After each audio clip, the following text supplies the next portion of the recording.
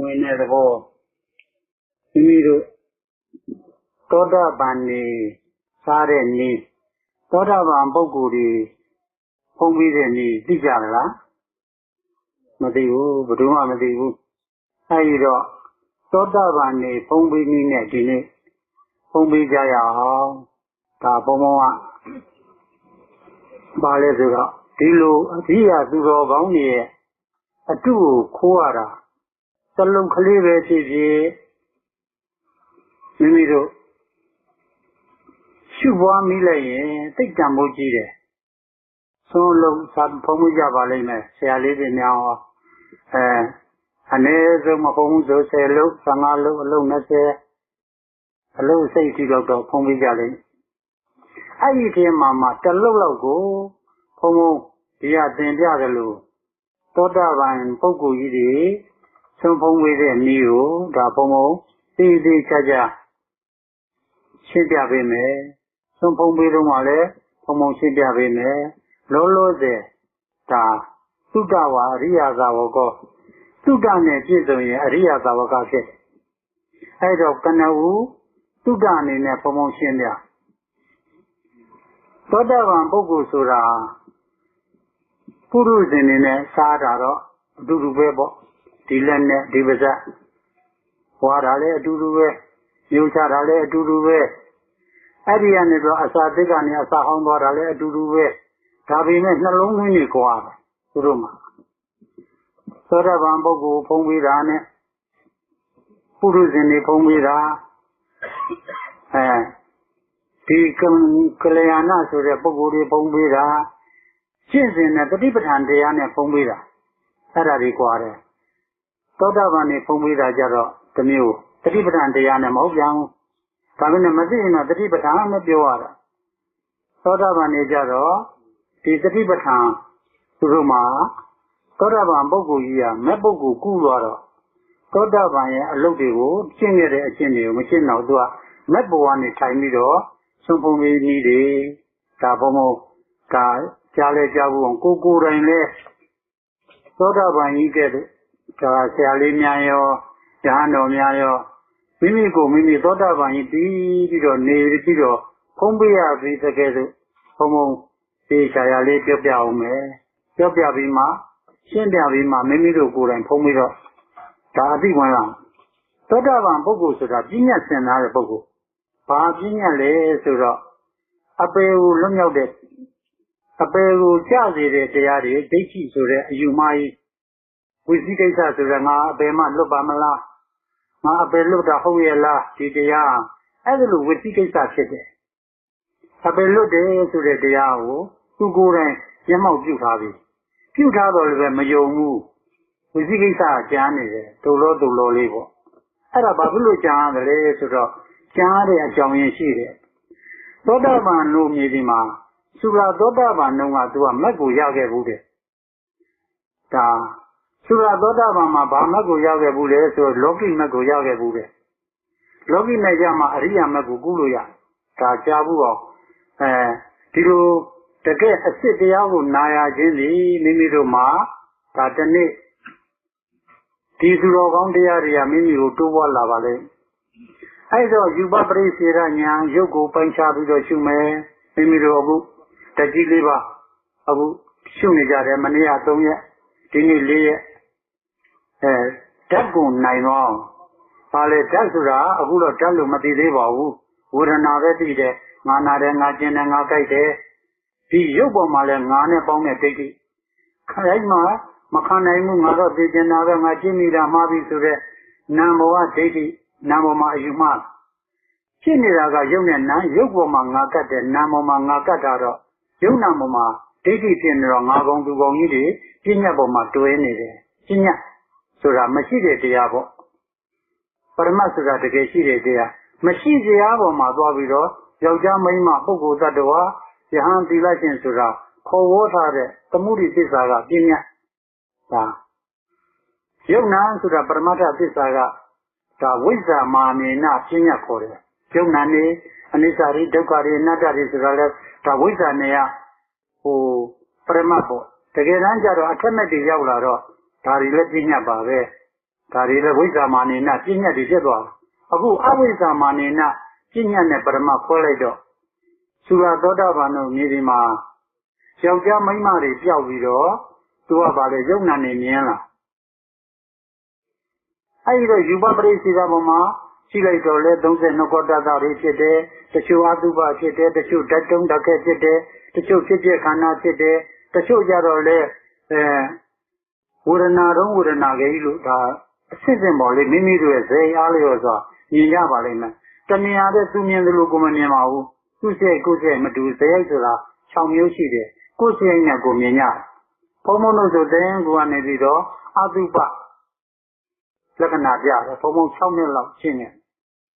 ဆရာတော်ကြီးလက်ထက်ကနေကျင်တာပဲရှင်းတော့လည်းပဲမမြင်ဘူးလားအယုစုတွေမြင်တယ်ပုတ်တာပွားတာတော့မမြင်ခဲ့ဘူးအယုစုတွေမြင်တယ်ခဏပဲကြောက်သွားတာပဲ6နှစ်လောက်ကျဘာမြင်မလဲဆိုတော့ယုံနာကိုတခါလဲဖွင့်ပြလိုက်တယ်လို့လောကကြီးကိုနှင်းလင်းနေမှာယုံနာနေရှိကြောင်းနတ်ကြီးဓမ္မကြီးလူကြီးဆိုတာပြောဖို့ရမရှိဘူးပေါ့မျက်မှောက်ကြီးပဲနတ်ကြီးတွေမမြင်ရတဲ့နတ်ကြီးတွေဓမ္မကြီးတွေအကုန်လုံးဟာအပေလေးပါးတွေအကုန်လုံးဟာယုံနာနေဖြစ်သွားအပေလေးပါးမခံစားရတဲ့ပုဂ္ဂိုလ်တ attva တွေကဒုက္ခတိပုံကြတဲ့ပုဂ္ဂိုလ်တွေလည်းပဲအကုန်လုံးယုံနာနေတလောကလုံးယုံနာဖြစ်သွားအဲ့ဒါလိုမြင်တော့မှတရားငါသွားရမယ်လမ်းမလားဆိုပြီးတော့ဘုံဘုံတို့ဒီလိုရှင်းနေတယ်အဲ့ဒီတော့ယူပပရိသေရမှာအဲ့ဒါလိုမြင်တတ်ပါတယ်သူက32ကောတတကြလို့ငါလည်းကြာအောင်မှာပဲသွားမလုံးနဲ့ကိုလမ်းနာကိုပြတဲ့အတိုင်းသာလို့အခုလိုယဟန်နေသီလရှင်နေယဟန်နေဖြစ်လာတာပါရမီထူးလို့ဖြစ်လာတာတွေ့ကြမှာလိမ့်မယ်တွေ့ကြလိမ့်မယ်ဓာတ်ကိုတွေ့တဲ့ပုဂ္ဂိုလ်လည်းတစ်ခါလေတင်းနဲ့တောင်းနဲ့ကြိုက်တဲ့ခဲ့တဲ့တွေ့လိမ့်မယ်နောက်ကြတော့ဘယ်လိုဒါခန္ဓာကြီးကဝေဒနာတော့ဝေဒနာကြီးပဲလို့တချို့သိလာလဲဒါဝေဒနာကနေပြီးတော့သူနိဗ္ဗာန်ဝင်မဲ့ပုဂ္ဂိုလ်မက်ကိုသွားမဲ့ပုဂ္ဂိုလ်တချို့ကြတယ်လေဒီခန္ဓာကြီးကမမြဲဘူးတရွရွတမောမောတစ်ချက်ချက်တရရိတသုတ်တလုံးနဲ့ဖောက်ပြန်တုံကြီးပဲဆိုပြီးတော့အဲ့ဒါနဲ့လည်းနိဗ္ဗာန်ဝင်တာပဲရုပ်ပိုင်းကနေဝင်လိမ့်တချို့ကြတော့လေခန္ဓာကိုယ်ကြည်ရင်းနဲ့ပွားပြီးတော့တင်းကြပြီးတော့အတုပကြီးမြင်လာဓာတုအတုပလက္ခဏာနဲ့မြင်မဲ့ပုဂ္ဂိုလ်ဓာတုစရိုက်နဲ့သူအခုဒီရားနေဒီလိုက်ရှင်နေဒီနေ့4ရက်ရောက်လာပြီ4ရက်5ရက်ဆိုရင်ဓာတုသဘာဝနဲ့မြင်လာလိမ့်မယ်စောစော3-4ရက်ကတော့ငါနဲ့တွဲပြီးတော့ခံစားနေကြတယ်ထွက်ပြေးခြင်းနဲ့စိတ်တွေပေါင်းမယ်ငါဝိမိတာမှားပြီလို့နှလုံးသွင်းနေလိမ့်မယ်တခါဝေဒနာတွေကတက်နေကြတော့ဘေးကလာပြီးတော့တကယ်သိညာသိလို့လာပြီးတော့ဝေဒနာဘောကြော်အောင်လို့စိတ်ကတော့ဝေဒနာကြီးကြနေလို့နှာခေါင်းမောရှူတာဆိုလို့ကိုယ်လည်းမရှူနိုင်ဝေဒနာလည်းတက်သူပြောတာနန်းကြီးတာကတမျိုးအဲ့ဒါလို့ဘေးဆိုးတွေနဲ့အကုန်လုံးကျုံနေရဒါပါမိမိမလွတ်တာကိုဟိုကတော့ဆရာလို့သူတွေကတော့သိတယ်သူတို့လည်းဒီမနဲ့တဲမှာတရားပြနေတာတွေကစိတ်ကိုမသိတဲ့လူမရှိဘူးစိတ်ကိုသိလို့သူဝင်ပြနေတာသူပြောလူပြောနဲ့ပြတဲ့ဘုံသူတို့လည်းပဲကျောင်းမှာဆိုနင့်ကျင်နေရတာအလကားမနေရဘူးတနေ့3ချိန်ကတော့အနည်းဆုံးဝါရင်းဆိုရင်3နာရီစကားနေ4နာရီစကားနေ9ရက်မအေးရဘူးခုဆရာလေးတွေဥစဉ်နေရအဲ့ခွင့်မပေးဘူးပေါ့မောဒီလိုကြည့်နေတဲ့ပုဂ္ဂိုလ်တွေအရှင်တရားတို့က2နာရီလေးကိုသူတို့ကမဖို့တော့မကင်တော့ရှိနေတာအဲ့ဒါကိုရှင်များတို့ကတော့မကျင်ဘူးတော့ဒါတော်တော်ကိုအသေးအံပေါ့လေမိမိတို့ရှင်းနေရအဲ့ဒီတော့ဒီရုပ်နဲ့နာမှာဒီခုနကတော့ရုပ်ဘောကနေပြီးတော့အမျိုးမျိုးကြတတ်တယ်လို့တချို့ကြတော့လေနာမောကနေပြီးတော့ဥသိပြီးတော့နာကိုရှုသွားတယ်အဲ့ဒါရုပ်ပေါ်မှာပိုင်ခြားခြင်းနာပေါ်မှာပိုင်ခြားခြင်းဒါရုပ်ပေါ်မှာပိုင်ခြားတာတော့ယူပပရိစ္ဆေဒခေါ်တယ်နာပေါ်မှာပိုင်ခြားတာတော့နာမပရိစ္ဆေဒခေါ်တယ်ရုပ်ကြည့်တော့လည်းဒုက္ခရုပ်မလို့နာကြည့်တော့နာငါဘို့ဆိုးလိုက်သိသမျှဒုက္ခရုပ်နာဟာဒုက္ခကြီးပဲလို့တခါလည်းသိလာသိလာတော့ဒီရုပ်ခန္ဓာကိုယ်ကြီးနဲ့လည်းမလွတ်ဒီခန္ဓာကိုယ်ကြီးကဒုက္ခသစ္စာလို့သူကသိတာသုလသောတာပန်က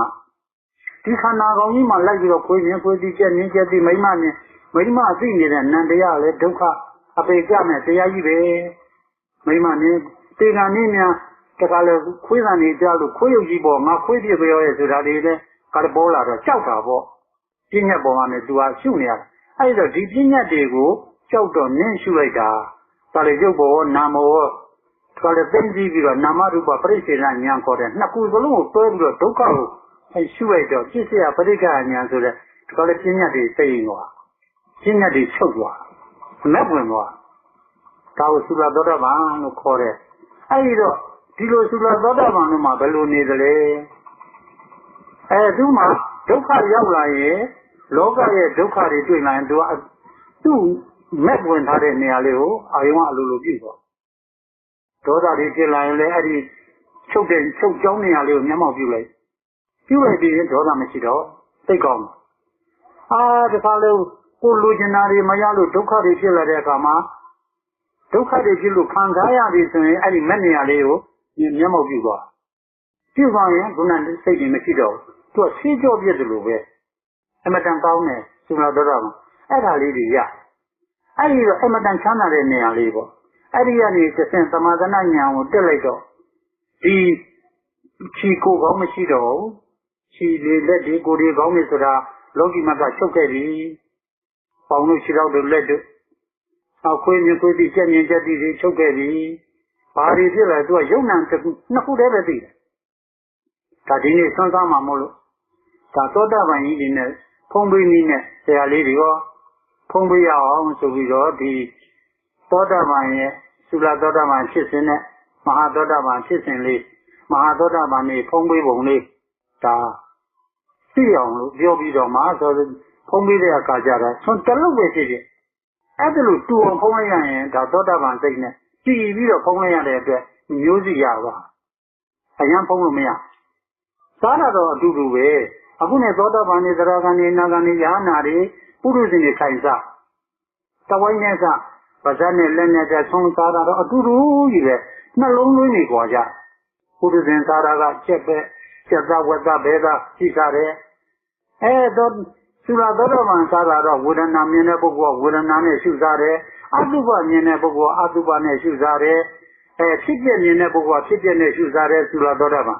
မဟာသောတာပန်ကျတော့ဒီပေါင်ချီကိုလည်းယောက်ျားမိန်းမချက်သားဝက်သားမတွေ့တော့ဘူးဖောက်ပြန်နေနဲ့ခံစားတယ်နှစ်ခုတည်းနဲ့ရှိသွားတယ်ဒါကြတော့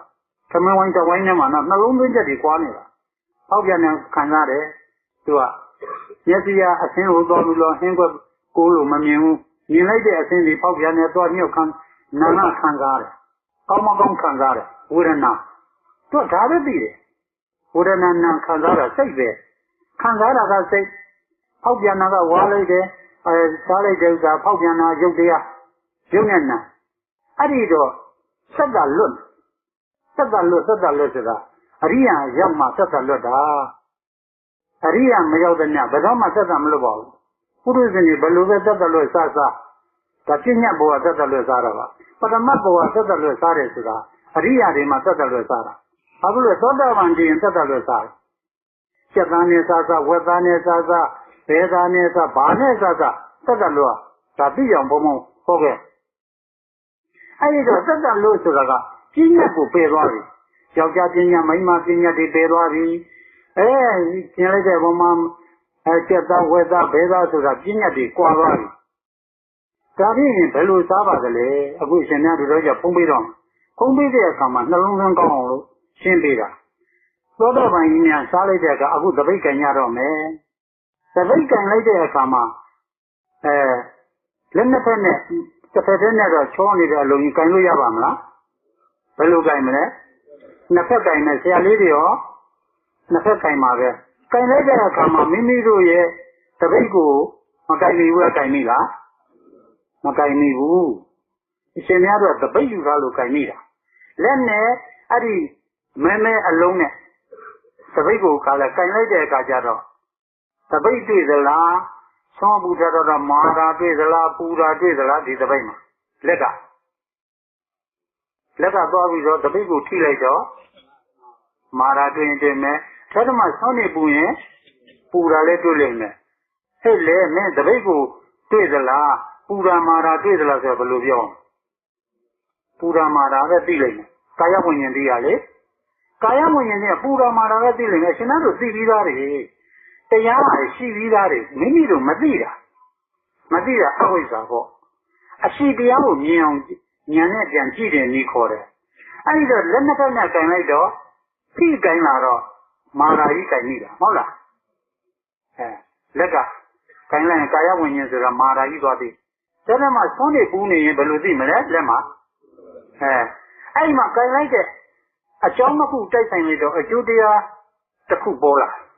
အဲ့တော့လက်ဆိုတဲ့ပညာအကြောင်းတရားတစ်ခုပပိတ်ဆိုတဲ့အကြောင်းတရားတစ်ခုအကြောင်းတရားနှစ်ခုတိုက်ဆိုင်လိုက်တော့မာတဲ့သဘောပူတဲ့သဘောမပေါ်လာဘူးလားဒါလက်တွေ့ကြိုင်တော့မှနော်တော်တယ်လေးကြတပည့်တော်ပြောလို့အာပူတာပါဖေ။မာတာပါဖေ။ဟုတ်တယ်မလားဟုတ်ပါတယ်မဟုတ်ဘူးလားမဟုတ်ပါဘူးဒီလိုမလုပ်နဲ့လက်တွေ့ကြကိုယ်တိုင်ကြိုင်ရတော့မှတော်ကြသပိတ်ကိုနော်ဆရာလေးများနဲ့ထုံနေတူပဲကိုယ့်ရဲ့ဆောင်းတပိတ်ကိုကြိုင်ရတော့မှကြိုင်တဲ့အခါမှာခါတိုင်းလိုမကြိုင်ပါနဲ့ဒီတစ်ခါသေချာတတိနဲ့တတိတမစင်ဉာဏ်ရှင်ရတယ်တတိနဲ့ဉာဏ်နဲ့ရှင်ပြီးတော့ဘုံဘုံတို့ကြိုင်ကြည့်ရအောင်အဲ့ဒီတော့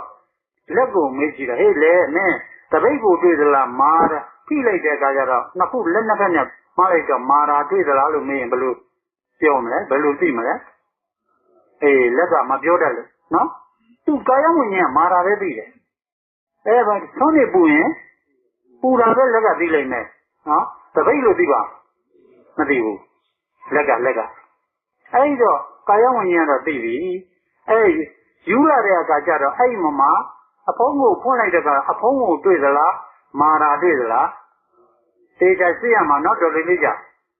တော်လေးကြကိုတပိတ်ကိုကိုင်ငံนี้မှာတကယ်တွေ့ကြတော့မဲ့တရားတွေရှိတယ်အရှိကိုကြော်တာမိမိတို့ကအရှိကိုခြင်းမရှိကိုမြင်တဲ့ပုရိသေအကံအဲ့ဒီကာယဝိညာဉ်မှာအရှိတွေရှိရတာနဲ့မိမိတို့ကပြညတ်ကဥသိတာပြီးတော့ပြညတ်တွေကဟုတ်နေတော့အဝိဇ္ဇာကဖုံးလာတော့ဘာမှမသိဘူးပေါ့ဒါသိအောင်တတိတော့ပြောပြတာဒါသောတာပန်နေဖုံးမယ်ဒီနေ့သောတာပန်ကြီးဒီလိုက်ရှင်သောတာပန်နေယဟန်သောတာပန်နေအကုန်ဆုံးဖုံးမကြတော့သောတာပန်ဆုံးဖုံးပွဲကြီးပေါ့ဒီနေ့လှူတဲ့ပုဂ္ဂိုလ်တွေရောဒီ9ရက်အတွင်းမှာလှူတဲ့ပုဂ္ဂိုလ်တွေရောအကုန်လုံးမျက်အောင်လို့မိမိလည်းမျက်မယ်လှူတဲ့ပုဂ္ဂိုလ်လည်းမျက်မယ်ဟိုလှူတန်းတဲ့တစွန်းတယောက်မှရွာလှူတဲ့ပုဂ္ဂိုလ်လည်းဒီနေ့ငါသောတာပန်ဒီကိုလှူရပါလားဆိုတာလေးကိုတခါသူတို့မှလည်းဝိညာဉ်ဝန်သာရှိအောင်ဒါသောတာပန်နေဖုံးပေးမယ်အဲ့ဒီတော့ကောင်းပြီအဖုံးဖွင့်လိုက်တော့အထက်ထဲမှာဗာမြင်မလဲဗျာဟမ်ဆုံးနေမြင်မယ်အေးမျက်စိနဲ့ဆုံးနေမြင်သလားဖြူဖြူလေးမြင်သလားမေးလိုက်တော့ဖြူဖြူလေးညိုညိုတွေနီနီတွေမမြင်ဘူးလားမြင်လားကိုကဆုံးလို့သွားယူတာသူမြင်တာကအသိမြင်တာမျက်စိကအသိနဲ့မြင်တတ်တဲ့စိတ်ကသွားပြီးတော့ဆုံးပဲဘာပဲပညာသွားလောက်တာအဲ့ဒီပညာကသုလာသောတာပန်ကပယ်လိုက်တဲ့အခါကျတော့မြင်တဲ့အပေါ်မှာအသိနဲ့မြင်တယ်နော်အသိနဲ့မြင်ရမယ်စက်သားဝက်သားပါမလားမပါဘူးစက်သားလို့မမြင်ပါနဲ့ဝက်သားလို့မမြင်ပါနဲ့အသိနဲ့မြင်ပါအဲ့ဒီမှာသွားပြီးတော့ဒါပြန်ကောင်းပြီစားလိုက်တဲ့အခါကျတော့ဥပမာအတုံးလေးဖက်စားလဲဒါစက်သားပဲဝက်သားပဲလို့ဒါခြေပဲလို့မသိဘူးလားအေးချာမင်းစက်သားပဲဘဲသားပဲဝက်သားပဲငပိရပဲငပိချက်ပဲလို့မင်းသိသလားရှာရေးမင်းဘယ်လိုနေသလဲလို့မင်းသူကခြေလိမ့်မယ်ချိုးတယ်ငန်းနဲ့ချင်းတယ်စက်တယ်ပဲဖြစ်လိမ့်မယ်ဟုတ်တယ်မလားရှာကစက်သားဝက်သားသိပါမလားဘယ်လိုသိမလဲချိုးရင်ချိုးတယ်ငရုတ်သီးပန်ရင်စမယ်ငပိချက်ပန်ရင်နားမယ်ဒါပြည့်လို့ရတာရုပ်ကိုနော်ရှာကချိုးတယ်ငန်းနဲ့ချင်းတယ်စက်တယ်ပန်တယ်ပဲသူပြောလိုက်မယ်အဲ့ဒီချိုးတယ်ငန်းနဲ့ချင်းတယ်စက်တယ်ကိုတတိထားခုနကတပိတ်ကိုယူတဲ့ကောင်မာတာကိုတတိထားရမယ်ထိမှုကိုတတိထားတော့သိမှုဖြစ်တယ်လက်နဲ့တပိတ်နဲ့ထိလိုက်တဲ့အခါကျမှမာတယ်လို့သွားပြီးတယ်ဒီပေါ်လိုက်မယ်အခုဆွမ်းအကြောင်းတရားလက်အကြောင်းတရားနှစ်ခုပေါက်တက်လိုက်တော့အဲ့မှာသုံးကိုကန်လိုက်တော့ဒါလက်ထဲမှာထည့်လာတာဘာခေါ်လဲသုံးလို့ယူလာတာဒီလက်နဲ့မှွေပြီးတော့ယူလိုက်တာကိုဘာခေါ်လဲသုံးနေမခေါ်ဘူးလားအေးသုံးလို့ခေါ်လဲမင်းယူလာတာမာတာလားကြော့သလားပူရင်ပူတာလားလို့လက်ကိုမေးလိုက်တော့ဘယ်လိုပြောမလဲမာတာကြော့တာတွေပါလာမယ်သုံးပါပါမပါဘူးဒါနော်တတိကြက်တိထားမယ်ကိစ္စအခုတပွဲရအခုဆုံးမရဒါဘုံဘုံလဲနောက်ပိတ်ဆုံးဒါဘုံဘုံသောတာပန်နေစာနည်းနဲ့ပဲဘုံဘုံပြောပြီးတော့မနေ့ကဘုံဘုံပြန်ကြွတော့မှာအဲ့ဒီတော့ဒီစကားမှာအဲ့ဒါလိုတလုံးလောက်ကလေးမှတ်မိမယ်မနေဘူးသောတာပန်နေစာနည်း အဲ့ဒီတော့စားလိုက်တဲ့ကောင်မှရှာမစားလိုက်တော့ချက်သားဝက်သားအမေသားပါသလားချိုးတဲ့ငန်းနဲ့ချင်းနဲ့ဆက်တယ်ပါသလားပရမနော်ချက်သားဝက်သားမပါပါဘူးတဲ့ရှာကကျွန်တော်ဟာချိုးတဲ့ငန်းနဲ့ချင်းနဲ့ဆက်တယ်ပဲသိပါတယ်လို့မပြောတတ်လို့ရှာကဟုတ်တယ်မလားဟာလက်ကလည်းပဲဟေးမင်းရှင်ဟင်းနေဒီငါးဟင်းနေဒီဆုံးနေကိုမင်းတိုင်းနေသလား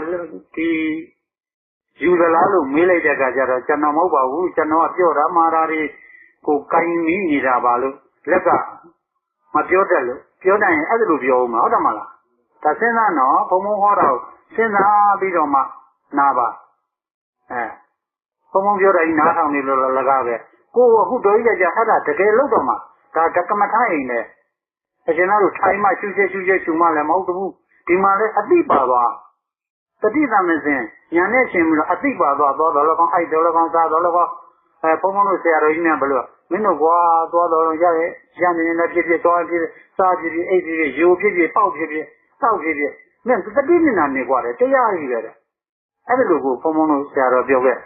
တကယ်တမ်းဒီလိုကြလာတော့ဟုတ်တာဗောသွားတတိလာတတိနေတတိထိုင်တတိအိတ်တတိစားတတိရိုတတိပေါက်တတိတတိနဲ့မြဲသွားရင်သမထမေတ္တာနော်သတုတ္တသဝိညာဉ်မုတ်တော်ဓမ္မနာမနာတိသစ္စာလေးပါးနဲ့လွတ်တဲ့တရားမရှိသမထနာဝိညာဉ်မုတ်တော်ဓမ္မနာတိသမထနဲ့လွတ်တဲ့တရားမရှိတဲ့တတိရှိရင်သမထကြီးပဲနော်အခုတတိမရှိလို့ခန္ဓာကိုရိုက်သွင်းရအရှင်သားတို့စိတ်တွေကအပြင်ရောက်နေလို့ဒီ၃ရက်မှာတခါတည်းရှုပေးတဲ့လူကရှုပေးတတိကပါရှုထားပါပြောတဲ့လူကပြောအပြင်ရောက်နေတဲ့ဗဟိတစိတ်တွေနဲ့နေတဲ့ပုဂ္ဂိုလ်တို့ဣဇတိကဒီခန္ဓာကိုယ်တော့ရောက်အောင်ရိုက်သွင်းရတယ်ခန္ဓာကိုယ်တော့ရောက်လဲရောက်တော့ဗါတွေပြညောင်းနေညာတဲ့တိုက်တဲ့ခဲ့တဲ့အထက်မှာစိတ်ကလေးတစ်စိတ်ကကိုကြံဒီကြံဟိုအော်ဒီယောမဟုတ်ဘူးလားခန္ဓာနဲ့ရောက်လာတော့သူဝေဒနာနဲ့တွေ့ပြီလေဒါတရားပါလို့ဒီသူသိတယ်လေဘယ်သူမှမသိဘူးငါနာလိုက်တာငါကျင်လိုက်တာတရားဆိုတာအမှန်ရှိတာသစ္စာခေါ်တယ်သစ္စာဆိုတာအမှန်ရှိတာအခုစိတ်ကခန္ဓာနဲ့ရောက်လာတော့ခန္ဓာထဲမှာဘာတွေတွေ့လဲဒီယုတ်ကြီးမှာရှင်းတာတောင်းတာတိုက်တာခဲတာထုံတာကျင်တာတွေမဖြစ်လာဘူးလားဖြစ်လာတော့စိတ်ကလေးကဘယ်လိုနေလဲဝိညာဉ်နေဆိုတာဒုက္ခတွေနဲ့တွေ့အဲ့ဒီစိတ်ကလေးဒုက္ခတွေနဲ့တွေ့တာဒီနာကဒီလိုခံစားရပါလားရုပ်ကဒီလိုဖောက်ပြန်မှလားလို့နှလုံးသွင်းနေသလား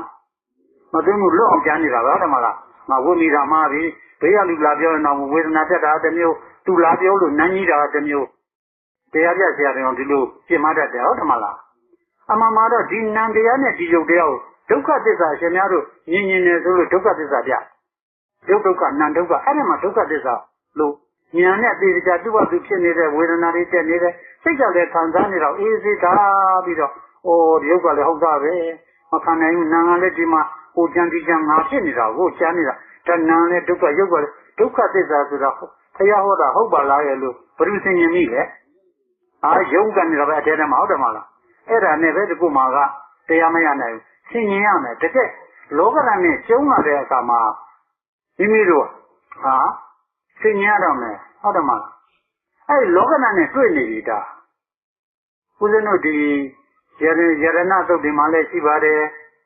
ဒီလောကဓာတ်နဲ့ဖုဒ္ဓတလောကဓမေဟုတ်တယ်မလားဖုဒ္ဓတလောကဓမေစိတ်တံယတနကံပတိအသောကဝိဒဇံခေမဧတမင်္ဂလမုဒ္ဓမဆိုတာ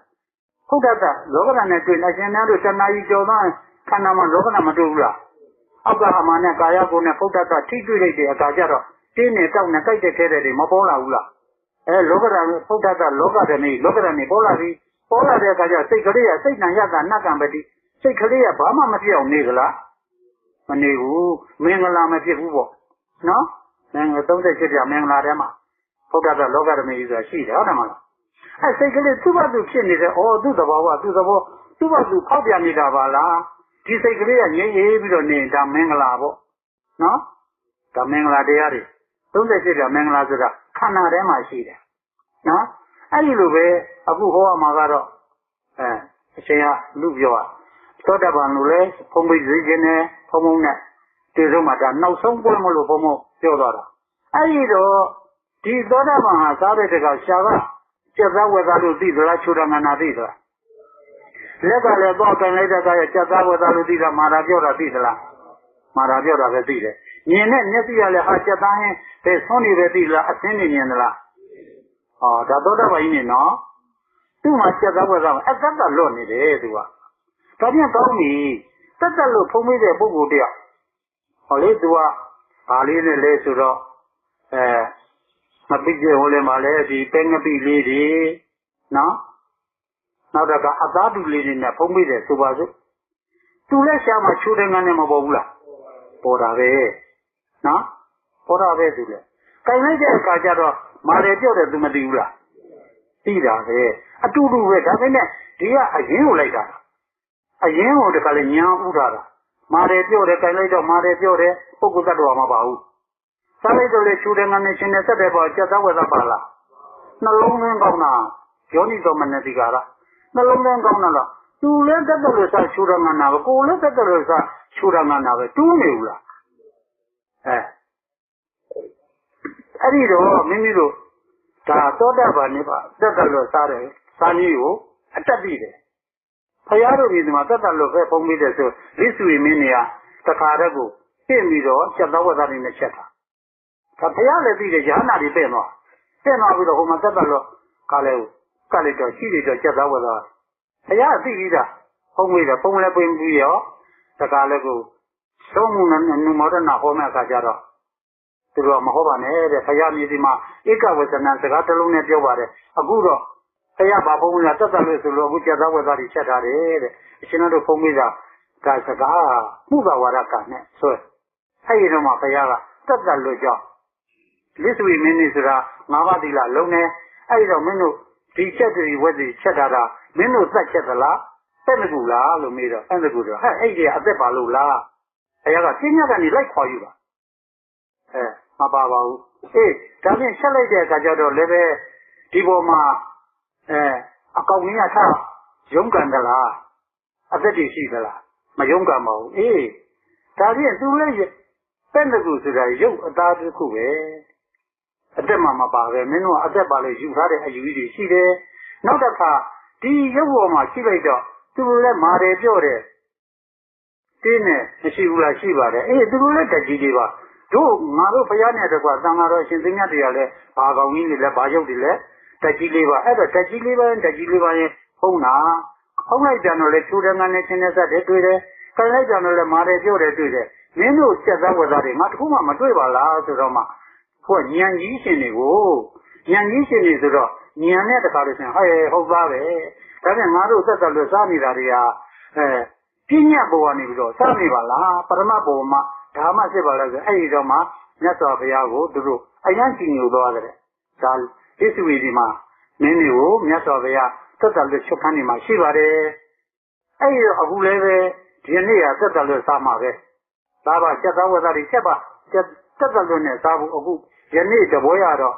တဘုဒ္ဓနောင်ကဒကာကြီးဒကမကြီးတွေဆုံးမွေးဟာသက်သက်လွတ်စားတယ်ဆိုတာတခါတည်းကိုအခုရန်သီလရှင်ရောရဟန်းရောသက်သက်လွတ်စားကြောင်းကိုတတိနဲ့ကပ်ပြီးတော့တလုံးလုံးဖြစ်တဲ့သက်သက်လွတ်မိအောင်အညာရအောင်အဲဒီတော့မိမိတို့တပိတ်ကိုယူလိုက်ပါတပိတ်ကိုခုနပြောသလိုတတိနဲ့ယူနော်ကင်ကြည့်ဒါလေးကင်လိုက်တဲ့အခါမှာတပိတ်တွေ့သလားလက်ရည်မာရာပြောတာတွေ့သလားတတိနဲ့ထားတတိကင်နော်တတိပါပလိစေနော်အရမ်းမလုံးနဲ့နော်ဒီဆုံးတဘောရအမတန်တန်မိုးကြီးတယ်ယဟန်သာတော်သုံးတနာဟာအမတန်တန်မိုးကြီးပါတယ်ဒကာတော်မတွေလူအတားရတယ်မမြင်နေပါဘူးအဲဒီမှာကိုရဘုရားအဖွဲ့တွေအမတန်ပင်ပန်းကြပါတယ်အဲဒါကိုင်မှာတပိတ်ကိုတေချာလေးမှရှိပါခိုင်လိုက်တော့တပိတ်ပါသလားမာရာပြောတာပါသလားတတိပါပလိစေအဖုံးဖွင့်လိုက်တဲ့အခါမှာမာရာပြောတာပါသလားအဲဒီတော့အလုံးကိုင်နာပြီးတော့ဦးဇင်းတို့ပြစ္ဆွေကနဆင်ញင်ရအောင်လိုက်ဆိုပါတဘောရရောဣမံဗဒ္ဒံအဋိဌာမိဣမံဗဒ္ဒံအဋိဌာမိဣမံဗဒ္ဒံအဋိဌာမိဣမံဗဒ္ဒံဤဆုံးပွဲကိုသက်သက်လို့အဖြစ်အဋိဌာမိအဋိဌာပြုပါသည်ဗျာနော်အဋိဌာဒါသက်သက်လို့နဲ့ဖုံးလို့ဖုံးမယ်လွတ်အောင်ကိုတလုံးလောက်လွတ်ရင်လွတ်ပြီပဲဒီသပိတ်တစ်လုံးလုံးဆရာလေးများနဲ့ဒီ ဝက်ခွက်တစ်ခုလုံးမှာရှိတဲ့ဥစ္စာတက်လို့ပဲလို့အကုန်လွတ်ပါမှာပရိကိုချိတ်ထားတယ်ဗျာပရိချိတ်ထားတော့ကက်ကြီးနဲ့ညှက်လိုက်ရင်ဒီပရိဟာတစ်လုံးကြံနေလားဘောမနဲ့ဆိုကောင်ကအဲ့ဒါလိုပဲပေါ့မိမိတို့တစ်လုံးမှာတော့တက်လို့မိအောင်ဖမ်းရလိမ့်မယ်တတိထားပြီးတော့ငွေမိအောင်ခိုင်းလို့အောင်ပြေးဘိုက်လဲဝအောင်စားရမယ်ဘိုက်လဲအာဟာရပြည့်အောင်စားရမယ်တတိရလည်းပဲခုနချိုးတဲ့ငန်းနဲ့ချင်းနဲ့ဆက်တဲ့ပုံမှာပဲတတိထားပြီးတော့တိတိကျကျလေးဖုံးပေးရအောင်အဲဒီတော့လိုက်ဆိုပါဤသည့်စားပွဲအမေမေကိုယူရမှန်ကြွလှပရည်ချင်းကြည်ဖြိုးခြင်းငါမသုံးပါဟုလေးပြာဓာတ်ဆောင်ဤကိုယ်ကောင်ကိုရှေးအောင်ဒီလေးအသက်မြတ်တမ်းမမောပညာဖယားသာသနာရှင်းနေဖြာကိုရှင်းမနိုင်စေဝေဒနာဟောင်းသည်မဖြစ်စေရရာပိုင်းများလေးခသိန်းသည်ကိုမဖြစ်စေအောင်ချမ်းမြေ့အောင်ဟုသုံးဆောင်မိဝဲပါသည်ဤကောင်းမှုနှင့်ဆက်သက်များအလူရှင်များကျမ်းမာကြပါစေချမ်းသာကြပါစေဤဆုံးပွဲနှင့်ဆက်သက်များအလူရှင်များကျမ်းမာကြပါစေချမ်းသာကြပါစေဤဆုံးပွဲနှင့်ဆက်သက်များဝေယဝိဇ္ဇပုဂ္ဂိုလ်များချမ်းသာကြပါစေချမ်းသာကြပါစေကဲမိမိတို့အဖုံးကိုဖွင့်တဲ့အခါမှာကာယလက်နဲ့ထိလိုက်ကောင်မာရာတွေ့သလားပြောတာတတိထားဖွင့်မှာတတိနဲ့နော်တတိပဒနဲ့သောတာပန်ကြီးတွေဆွမ်းစားတော့မှာသောတာပန်နဲ့ဆွမ်းစားနေဒါတိတိကျကျဘုံဘုံသိတယ်ဘုံဘုံတို့သောတာပန်နေဖြစ်လာဘုံဘုံစစ်တရားသောတာပန်ရဲ့ဟုတ်ရင်မဟုတ်ဒါစစ်လိုက်ရင်သိတယ်အဲဒီတော့မိမိတို့လက်ကလေးတွေဆေးလိုက်ပါ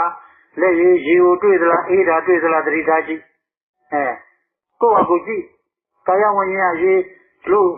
ယူထားတဲ့အယူပယ်လိုက်ပါလက်ကသွားတွေ့လိုက်တော့အေးတာလေးတွေ့ပါတယ်အေးပြီလေးဒါရေဆေးတာမဟုတ်အေးတယ်ဆိုတဲ့ဓာတ်ကိုသွားကြိုင်တာ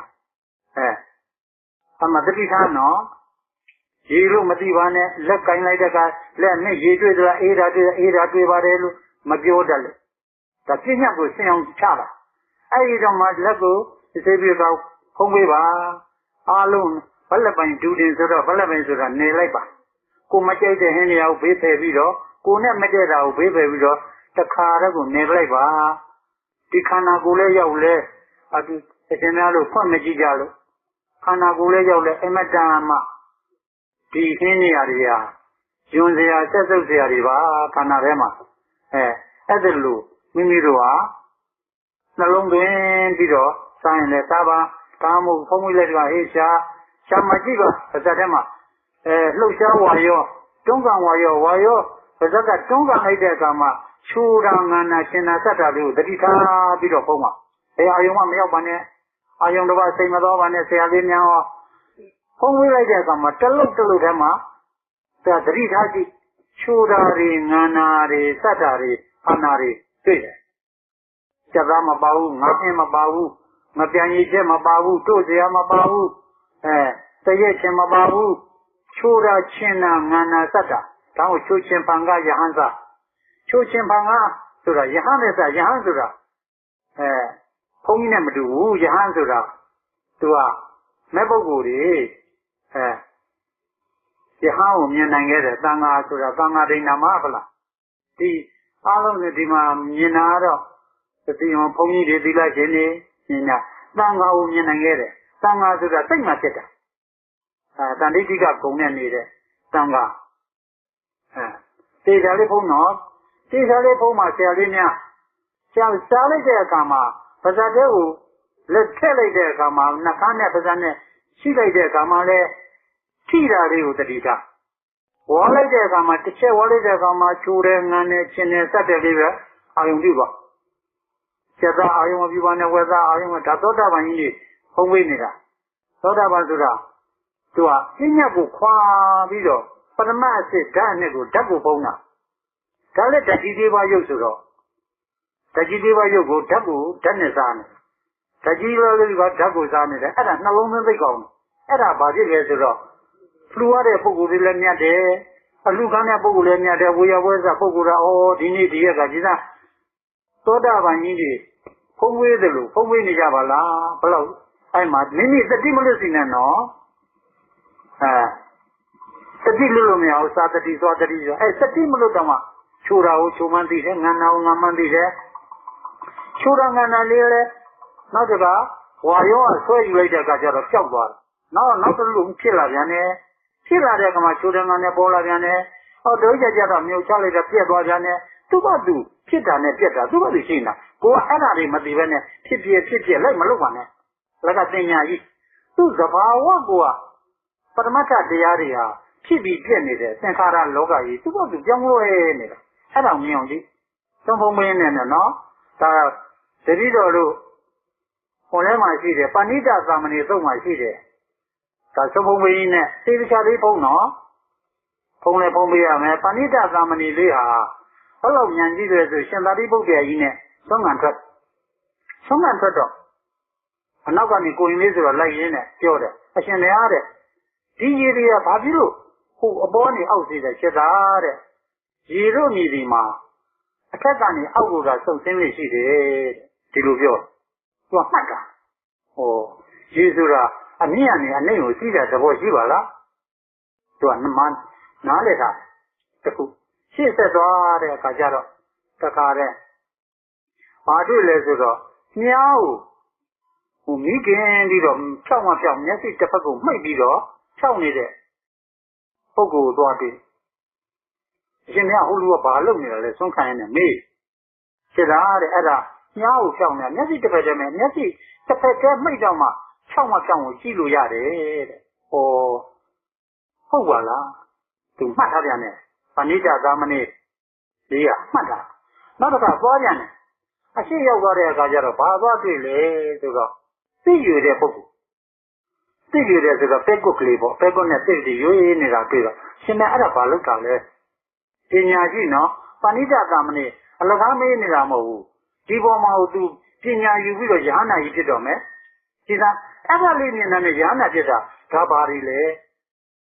ဒါကလည်းတတိနဲ့နှလုံးသွင်းပေါင်းသွားတာအရှင်များတို့ဆွမ်းဆိုင်နဲ့နှလုံးသွင်းပေါင်းမှာတိတိကျကျပေါင်းတော့တလုံးထဲမှာပဲချိုးတယ်ငန်းနဲ့ဆက်တယ်ဖမ်းနဲ့ဒါကိုသိရပါလိမ့်မသိဘဲနဲ့အတင်းမျိုးချမလုပ်ပါနဲ့ဟိုကသမာဓိရှင်နဲ့အကျွန်းဟာကောင်းမကောင်းဝေဒနာဆိုပြီးတော့အတင်းမျိုးချတာလို့မစားခြင်းတော့လူမလုပ်ပါနဲ့တတိလေးနဲ့ချိုးတယ်ငန်းနဲ့ရှင်နဲ့ဆက်တယ်ငါချက်သားပါကလားဝက်သားပါကလားမပါဘူးချိုးတယ်ငန်းနဲ့ရှင်နဲ့ဆက်တယ်လို့စားတဲ့ပုဂ္ဂိုလ်လေးချိုးတယ်ငန်းနဲ့ရှင်နဲ့ဆက်တယ်တူတူပဲဒီကပရမတ်ကနေစားလာတာဘာကြီးတဲ့ဝက်သားကြီးတဲ့ချက်သားကြီးတဲ့ဒီမှာ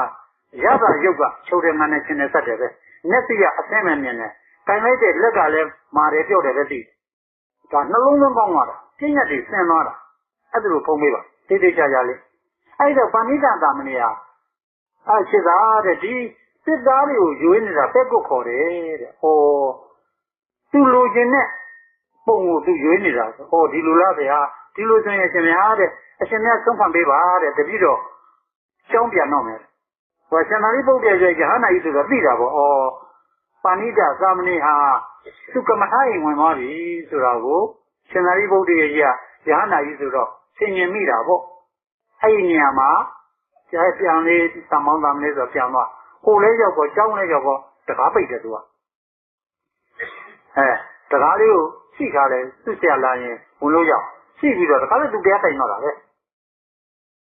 ထိုင်ပြီးတော့တကားလေးထိုင်လိုက်တဲ့အခါကျတော့ဒီညောင်းနဲ့ညာတဲ့ကြိုက်တဲ့ကဲတွေအခုလိုပဲပေါ်တာပေါ့တက်ကြီးလေးပါပေါ်တဲ့အခါကျသူကဟိုးရေနဲ့တော့ဆင်ញင်တယ်ဒီတက်ကြီးလေးပါရှိသားငါဟိုမှမြင်ခဲ့တဲ့အမြင့်ကနေအနှိမ့်ကိုဆင်းတဲ့ရေလိုပဲနတိသောကောဝိယမိရေလိုပဲတသွန်သွန်ကြောင်းလွဲပြီးတော့တင်ပြလိုက်တောင်းပြလိုက်ကြိုက်ပြလိုက်ခဲပြလိုက်ထုံးပြလိုက်ကျင်ပြလိုက်ဖြစ်နေတာတွေကသူ့သဘာဝသူ့သဘောတွေသူ့ဆောင်းနေတဲ့ ငါမြင်ခဲ့တဲ့ရေလိုပါပဲလားဆိုတော့ခန္ဓာကိုယ်ဆင်ခြင်ချလိုက်တာခန္ဓာကိုယ်မှာညောင်းနေညာတဲ့ယောဂီတို့လိုဟိုကြံဒီကြံဟိုကတ်ဒီကဟိုလိုတွေးဒီလိုတွေးချုပ်ခြင်းကြောခြင်းနေရာလေးဖြစ်ဖြစ်ပင်လေးရွှေ့ကျင်တာမရှိပါဘူးတခါလေသူကဆင်ခြင်နေတာဟိုမှာရေကိုမြင်ခဲ့တယ်လို့ခန္ဓာတို့လှည့်ပြီးတော့ဒီကြာကြာတိုင်လိုက်တော့ညောင်းနေညာတဲ့ကြိုက်တဲ့ဓာတ်တွေကိုဆင်ညာဓာတ်ကြီးလေးပါပဲဟိုဓာတ်ကြီးလေးပါသဘောလေကြောင်းလို့ပေါက်ပြန်နေပါလားမမြဲပါလားငါရေတွေ့တယ်တော့ရေလည်းပဲအဘောဓာတ်ပဲအဘောဓာတ်ဆိုတဲ့တရားကလည်းသူလည်းမြင်ရမှနေရဆင်းရဲတယ်လို့အမြဲတမ်းတည်ငြိမ်မှုမရှိပါလားငါဤခန္ဓာကိုယ်ကလည်းကြောင်းလို့ပေါက်ပြန်တယ်တည်ငြိမ်မှုမရှိပါလားဆိုတဲ့ဓာတ်တစ်လုံးပေါ်မှာသဘောပေါက်သွားဒါအရိယာနောဝန်တော့နောက်တစ်ခါထပ်ဆင်ញင်တယ်သူကဧကောတော့မျက်စိတစ်ဖက်ကိုပိတ်ပြီးတော့တစ်ဖက်ကမြားကိုစူးစူးစိုက်စိုက်ကြည့်နေတယ်လို့ဧကောတော့တဏှာတဲ့ဒစိတ်သေးကိုမတည်ရှုမယ်ဆိုပြီးတော့သူကဒီစိတ်တစ်စိတ်ကိုပဲသူတည်တော့တာပဲဘာမှမသူမရှုတော့ဘူးဒီခံစားတဲ့သဘောတင်းတဲ့ဘောမှာခံစားတယ်အခုရှင်များတို့စားလိုက်တယ်မှာကောင်းမကောင်းလေးခံစားရတာကောင်းတာလေးခံစားရတယ်မကောင်းတာလေးခံစားနေတဲ့သဘောအဲ့ဒါဝေဒနာအဲ့ဒါသူလည်းဧကောတော့တဏှာတဲ့ကိုမြားကိုဖြောက်တဲ့လူတယောက်လိုမျက်စိတစ်ဖက်မိတ်တော့မျက်လုံးတစ်လုံးနဲ့ပေါ့တစ်လုံးနဲ့ကနေပြီးတော့ကြည့်မှဖြောက်နေဧကောတော့ဆိုတဲ့တဏှာတဲ့ကိုစူးစူးစိုက်စိုက်ကလေးနဲ့အရှင်များတို့သုံးပုံပေးပါရှားရောက်လာရဲ့ရှားပေါ်မှာစူးစူးစိုက်စိုက်ကလေးနဲ့ချိုးတယ်မှန်နဲ့ချင်းတဲ့ဆက်တဲ့လေးကအောက်ပြန်နေတဲ့နတိသောကဝိယဓာတ်တွေပါပဲဓာတ်ကြီးလေးပါရုပ်ကဓာတ်တွေကိုပုံမိနေတာစက်သားဝက်သားငါမပါဘူးပြညတ်တွေအဲ့ဒါလိုနှလုံးသွင်းတာနော်ယောနေတော့ဒီနေ့သောတာပန်ကြီးတွေသုံးပုံပေးနေခုနဒီမှာတာမဏိလည်းပဲဒီလိုပဲသူဓာတ်ကြီးလေးပါလို့သူ့ကိုယ်သူ့ရေတွေဆင်းတာကိုသူ့ခန္ဓာကိုယ်နတိသောကဝိယဓာတ်ကြီးလေးပါဟာတခါလည်းကိုအစုံစံဖောက်ပြန်ပြောင်းလဲနေတယ်လို့သိတယ်တခါဧကောဓမောတကြောင်းနဲ့တခီးညောလင်တစ်ခုတည်းကိုအာယုံပြုပြီးတော့သူရှုသွားတယ်များသမလို့နောက်တစ်ခါသေဖို့ရွေတဲ့ပုဂ္ဂိုလ်ကသက်မဲ့ပစ္စည်းကိုသူလိုတဲ့ပုံရွေလို့ရတယ်လို့ဒီခန္ဓာကိုယ်ကြီးဟာနန္တရားပဲတော့ဒီယုတ်တရားကြီးဟာဘာမှမသိတဲ့ယုတ်တရားပဲပုလို့ပဲဒီသစ္စာလိုပဲငါဒီတတိနဲ့ဉာဏ်ကနေဥသိပြီးတော့ရှုလိုက်ရရင်ဒီခန္ဓာကိုယ်ကြီးကိုလိုတဲ့ခရီးကိုရောက်နိုင်တယ်ဆိုပြီးတော့ရှုလိုက်တာတိုင်းဆိုဒီသုံးချက်နဲ့လည်းပဲအနာဂံကြီးတည်သွားရောရှင်းလားပဏိတသမဏေယ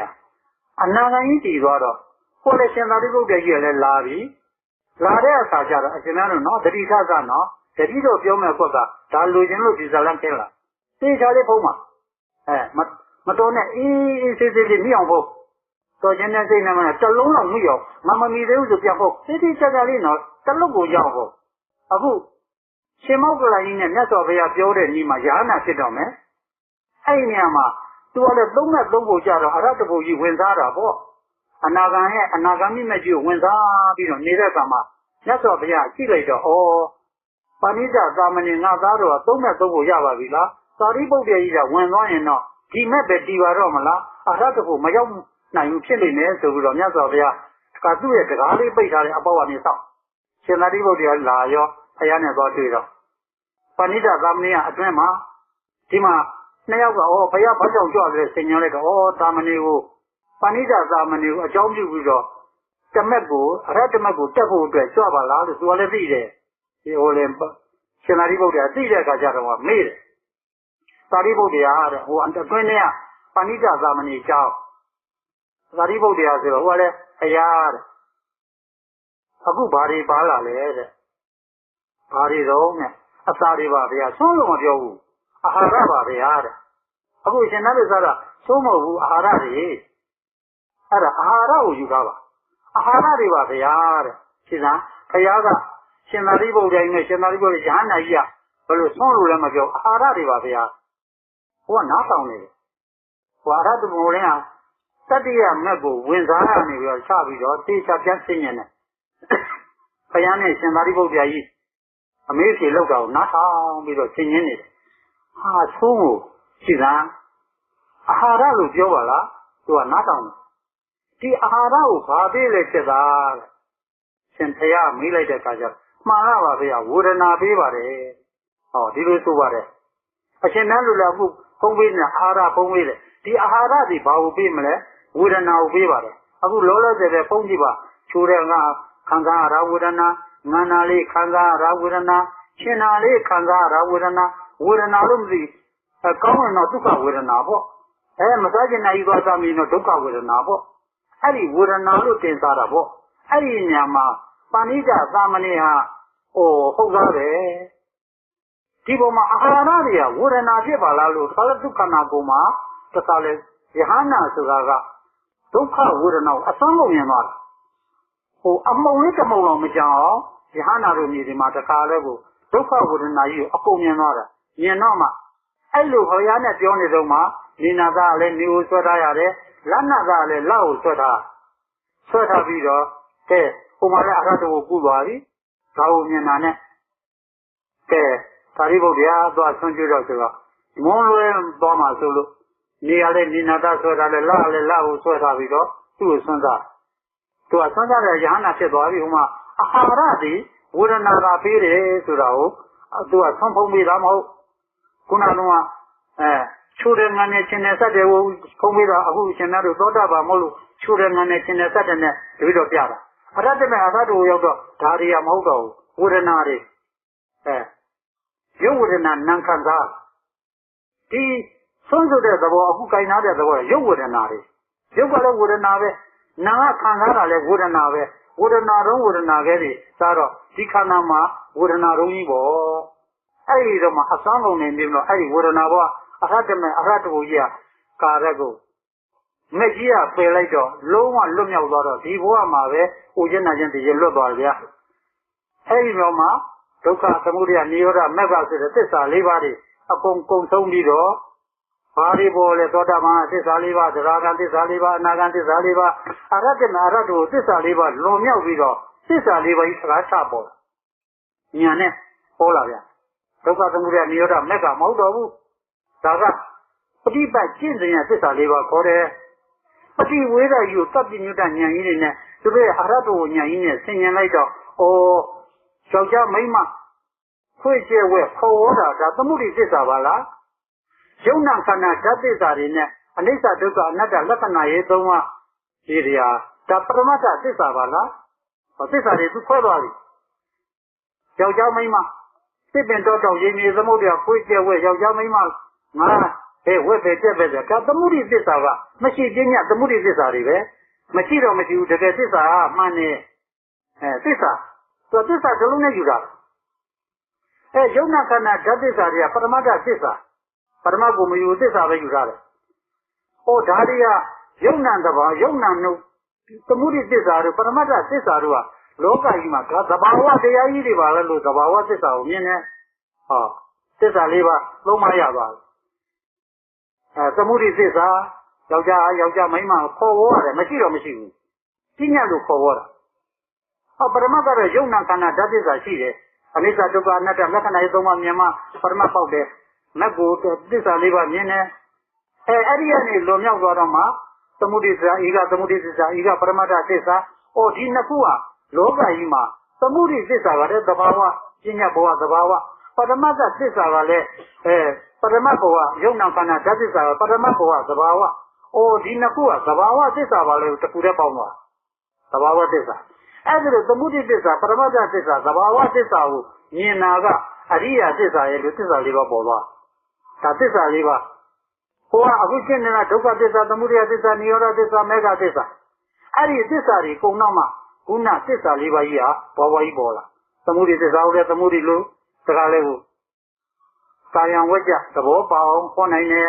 ပရမတ္ထတရားကိုလည်းပရမတ္ထပိုင်နိုင်တဲ့သူတစ်ခုရဲ့စိတ်ကိုအခြေကိုတဲ့ပြီးတော့ပြစ်နိုင်တယ်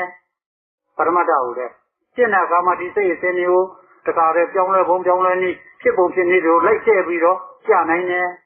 သမုဒိသစ္စာမှာလည်းယဟန်ယဟန်မိန်းမယောက်ျားခွေးလို့မရှိဘဲနဲ့မှန်တဲ့တရားယုံနာခန္ဓာရှိပြီးတော့မှန်တဲ့တရားဒါတွေကသဘာဝတရားတွေအဲ့ဒါတွေကိုသိတာကအရိယာတွေမှသိနိုင်တဲ့အတွက်အရိယာသစ္စာရဲ့လို့သစ္စာ၄ပါးတရားကို